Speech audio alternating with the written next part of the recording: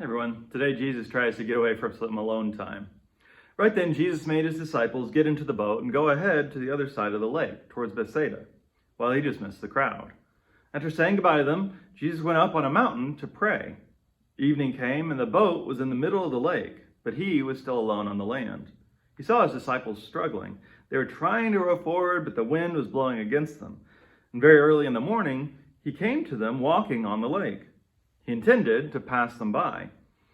And when they saw him walking on the lake, they thought he was a ghost, and they screamed. Seeing him was terrifying to all of them.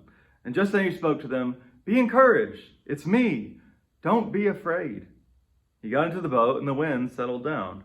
His disciples were completely amazed because they hadn't understood about the loaves. Their hearts were hardened.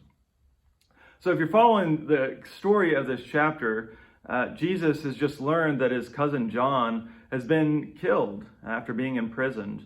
And he's been trying to get away a little bit and process this and pray. And crowds just keep coming, and he has to teach them and feed them. He does because, like it said yesterday, he has compassion on them. They're like sheep without a shepherd. But now he still is committed to having this time for himself to be with God. And so he does. He sends his disciples on, but then they're also struggling. And, he doesn't immediately come to their rescue. We might think that when we feel like we're struggling with something, that Jesus should just show up as soon as we need him. And we don't like to be alone either.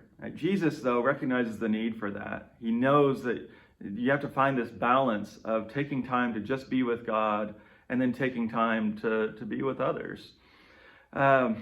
Even if we are aware of that, if we are trying to take this alone sort of time, we might be afraid that God shows up, right? We're afraid when God's not there, and then we're afraid when he is, right? When Jesus starts walking by, they get terrified of him too.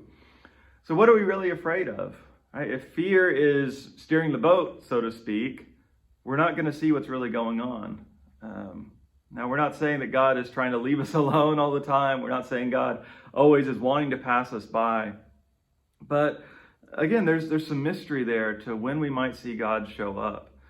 But if we're so focused just on these immediate problems, even if they may be real and important, we may not see the bigger picture. And Jesus might just pass us by. So we're going to listen to the voice of fear. Right? If we do, it talks about them, their hearts are hardened. Right? That's kind of an earlier phrase, an ancient phrase for just being stubborn, being hard-headed.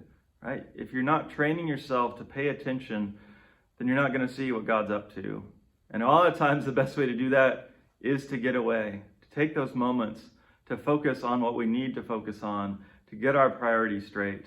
And when we do that, that's when we're going to see God, and that's when we're going to get away from fear.